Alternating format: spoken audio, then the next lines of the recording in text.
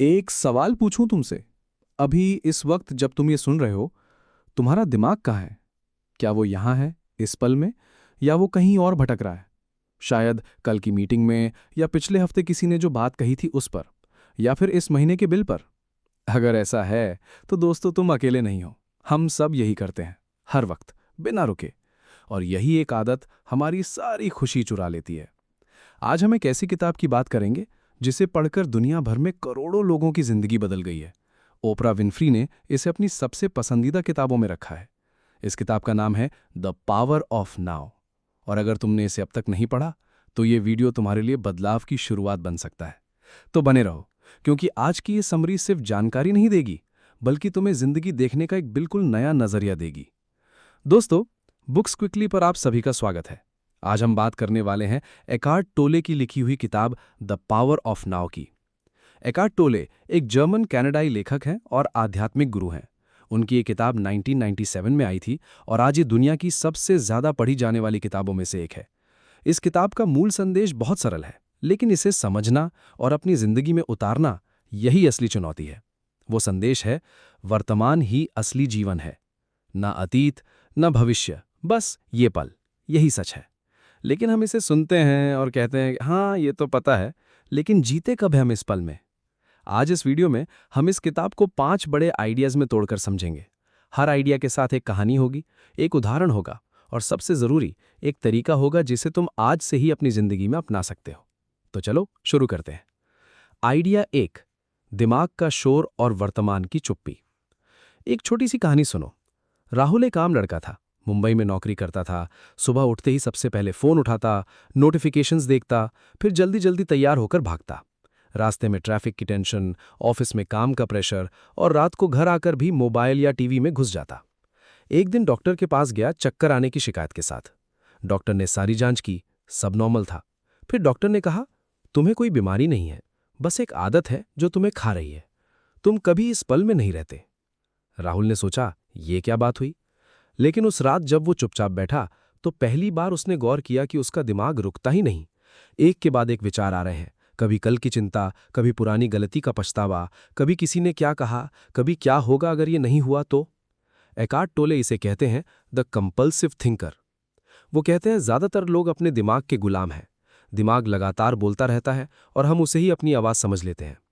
लेकिन क्या दिमाग की हर आवाज सच है? सोचो एक पल के लिए। अगर सड़क पर कोई अनजान आदमी तुम्हारे पास आकर लगातार तुम्हें डरा रहा हो, चिंता दे रहा हो, पुरानी गलतियां याद दिला रहा हो, तो तुम उसे भगा दोगे ना? लेकिन जब यही काम हमारा अपना दिमाग करता है, हम उसकी हर बात मान लेते हैं। टोले कहते हैं, you are not your mind. तुम अपना दिमाग नहीं हो, तुम वो हो जो दिमाग को देख सकते हो। ये एक बहुत बड़ी बात है दोस्तों। जरा रुको और इसे महसूस करो। जब तुम अपने किसी विचार को देख सकते हो, तो इसका मतलब है कि तुम उस विचार से अलग हो। एक देखने वाला है और एक दिखने वाला।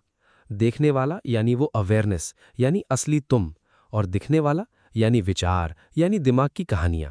राहुल ने जिस दिन ये समझा, उसकी जिंदगी बदलने लगी। उसने एक काम शुरू किया। जब भी कोई परेशान करने वाला विचार आता, वो खुद से पूछता, मैं अभी क्या सोच रहा हूं? बस इतना सा सवाल, और दिमाग एक पल के लिए रुक जाता। क्योंकि जैसे ही तुम विचार को देखते हो, वो कमजोर पड़ने लगता है। यही है इस किताब का पहला बड़ा सबक। अपने दिमाग के गुलाम मत बनो, उसे देखो, उसे पहचानो, और याद रखो, तुम विचार नहीं हो, तुम वो हो जो विचार को देख रहा है। आइडिया 2, कॉन्शियस ब्रीदिंग और बॉडी अवेयरनेस, वर्तमान में आने का रास्ता। ठीक है, ये तो समझ आया कि दिमाग बहुत ज्यादा सोचता है, लेकिन करें क्या? टोले का जवाब है सांस। हाँ, सांस। वो कहते हैं, सांस वो चीज है जो हमेशा वर्तमान में होती है। तुम कल की सांस नहीं ले सकते, कल की सांस नहीं रख सकते। सांस हमेशा अभी होती है। तो जब भी दिमाग अतीत या भविष्य में जाए, एक ही काम करो, सांस पर ध्यान दो। राहुल ने यही किया। एक सुबह अलार्म बजी। पहले की तरह जल्दी से उठने की बजाय उसने खुद को रोका, आंखें बंद की और सिर्फ सांस पर ध्यान दिया। हवा नाक से अंदर जा रही है, सीना फूल रहा है, और फिर धीरे धीरे हवा बाहर निकल रही है। पहले तो दिमाग भागने लगा। कल की मीटिंग याद आई, मोबाइल चेक करने का मन किया। लेकिन राहुल ने खुद से कहा, बस सांस, बस इतना। कुछ मिनट बाद उसे एक अजीब सा हल्कापन महसूस हुआ, जैसे पहली बार उसने सच में सांस ली हो। यह है कॉन्शियस ब्रीदिंग। और दूसरा तरीका है बॉडी अवेयरनेस। टोले कहते हैं शरीर हमेशा वर्तमान में होता है, वो कभी अतीत में नहीं जाता, वो कभी भविष्य में नहीं जाता। तो अगर तुम अपने शरीर से जुड़ जाओ तो तुम खुद ब खुद इस पल में आ जाते हो। राहुल ने एक शाम ये भी किया, कुर्सी पर बैठ गया, आंखें बंद की और सिर से लेकर पैर तक ध्यान दिया। माथे में कसावट, कंधों में बोझ, पेट में हल्की बेचैनी, इन सब चीजों को उसने कभी नोटिस ही नहीं किया था। लेकिन जैसे ही उसने बिना जज किए बस महसूस किया, उन जगहों का तनाव धीरे धीरे कम होने लगा। एक बड़ी ऑफिस प्रेजेंटेशन थी राहुल की। हाथ पैर ठंडे हो रहे थे, नर्वसनेस बढ़ रही थी। लेकिन इस बार उसने 3 गहरी सांसें लीं, हवा अंदर और बाहर। 3 सांसों के बाद दिमाग साफ हो गया। प्रेजेंटेशन इतनी अच्छी रही कि सबने तारीफ की। दोस्तों, ये कोई जादू नहीं है, ये विज्ञान है। जब हम गहरी सांस लेते हैं, हमारा नर्वस सिस्टम शांत होता है, फाइट और फ्लाइट रिस्पॉन्स कम होता है और दिमाग साफ हो जाता है। बस 2 से 3 मिनट, रोज, कहीं भी, कभी भी। यही है टोले का दूसरा बड़ा सबक। सांस और शरीर के जरिए वर्तमान में आओ। अब बात करते हैं उस सबसे बड़े दुश्मन की, जिसका नाम है साइकोलॉजिकल टाइम।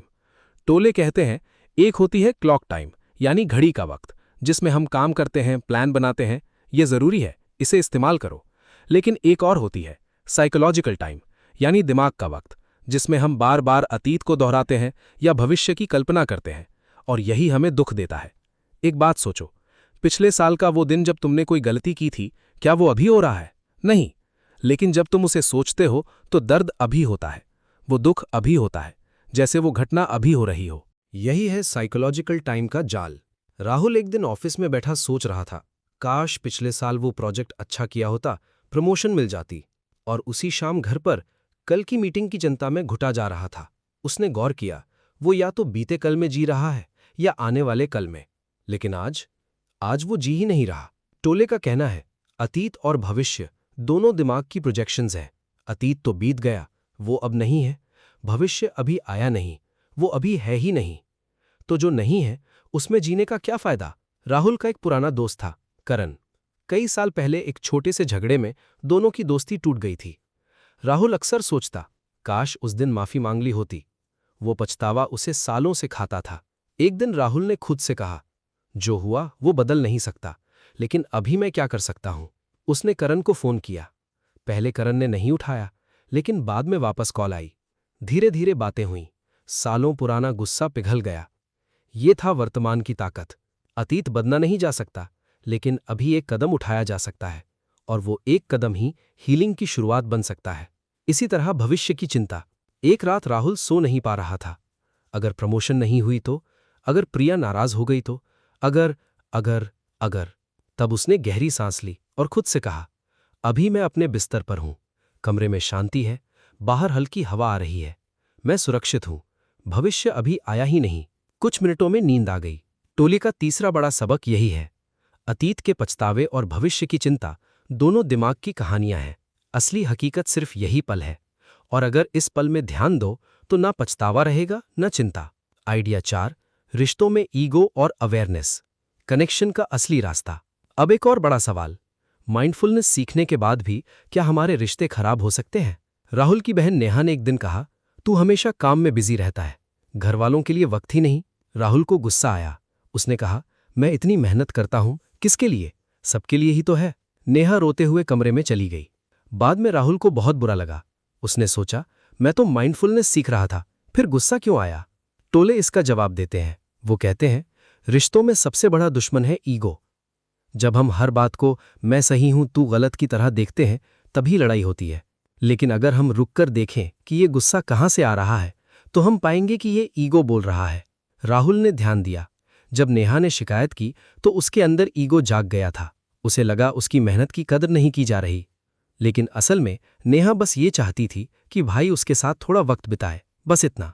अगली बार जब नेहा ने कहा, तू कभी मेरी बात सुनता ही नहीं, राहुल ने गहरी सांस ली और खुद से कहा, ये ईगो बोल रहा है, असल में वो जुड़ना चाहती है।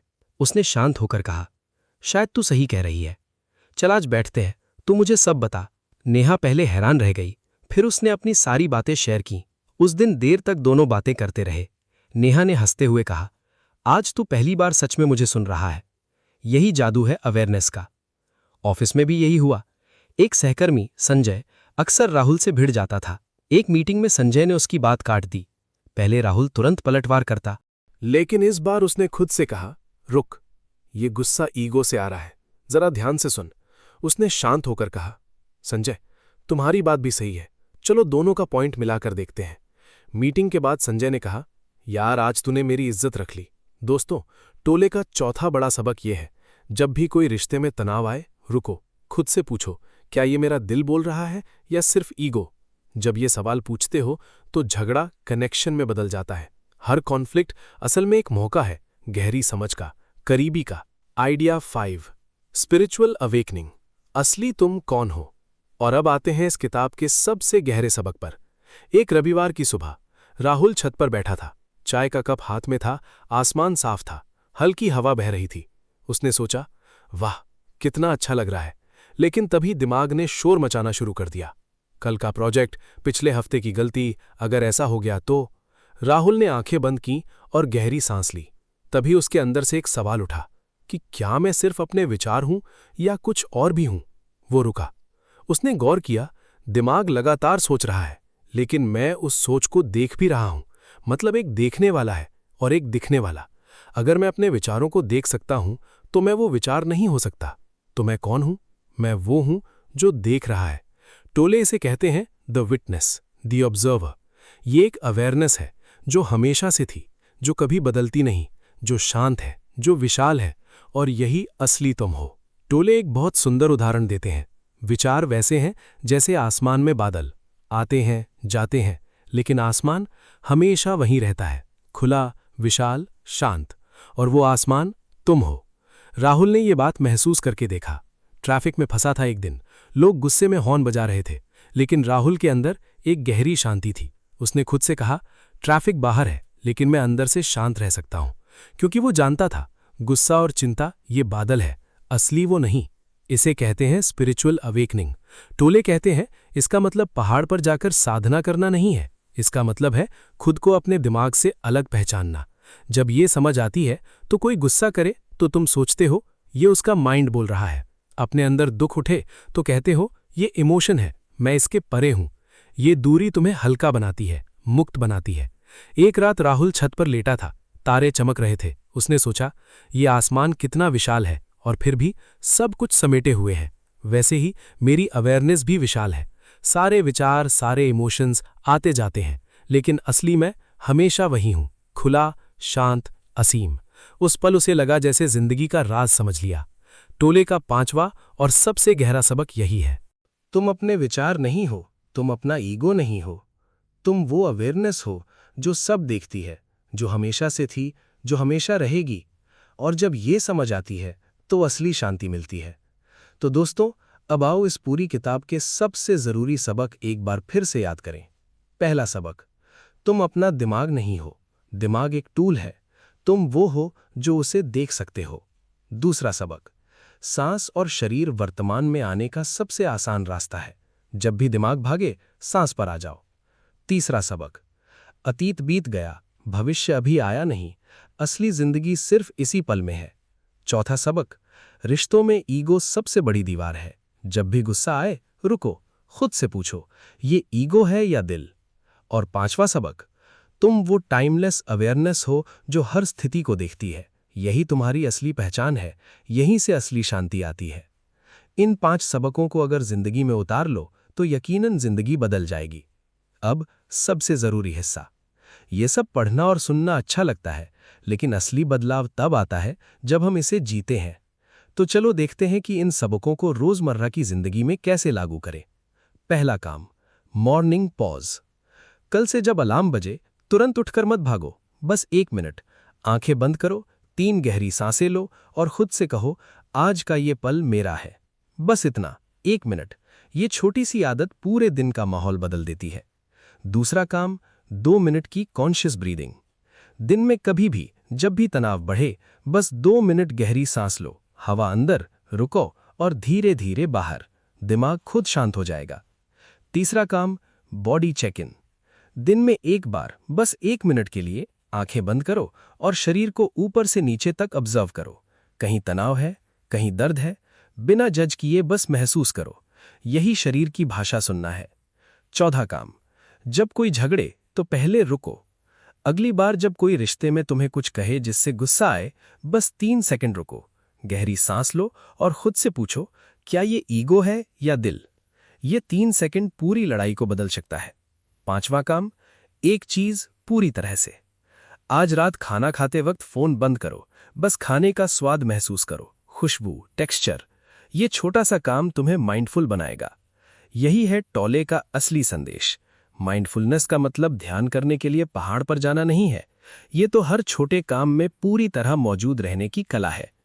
दोस्तों, अब जरा रुको, एक पल के लिए आंखें बंद करो, गहरी सांस लो।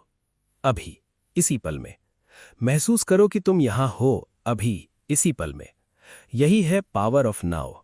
ये कोई किताबी बात नहीं है, ये तुम्हारे अंदर पहले से मौजूद है, बस उसे पहचानने की जरूरत है। एकार्ट टोले ने ये किताब इसलिए नहीं लिखी कि तुम इसे पढ़कर रख दो, उन्होंने ये इसलिए लिखी ताकि तुम एक बार, सिर्फ एक बार इस पल में जी कर देखो। और जब एक बार जी लो तो समझ जाओगे कि असली जिंदगी यहीं थी हमेशा से, बस हमें उसे देखने की नजर नहीं थी। तो दोस्तों, आज से एक छोटा सा कदम उठाओ, बस 1 मिनट। कल सुबह आंखें बंद करके 3 सांसें और खुद से कहो, मैं यहां हूं, अभी इसी पल में। बस इतना। और अगर ये वीडियो तुम्हारे काम की लगी तो इसे लाइक करो। ये एक छोटा सा कदम हमारे लिए बहुत मायने रखता है। सब्सक्राइब करो बुक्स क्विकली को, ताकि ऐसी और किताबों की समरी तुम तक पहुंचती रहें। और कमेंट करके बताओ इस वीडियो में से कौन सा सबक तुम्हें सबसे ज्यादा पसंद आया। अगली वीडियो में हम एक और बेमिसाल किताब लाने वाले हैं। तब तक के लिए इसी पल में रहो, खुश रहो और जीते रहो। धन्यवाद।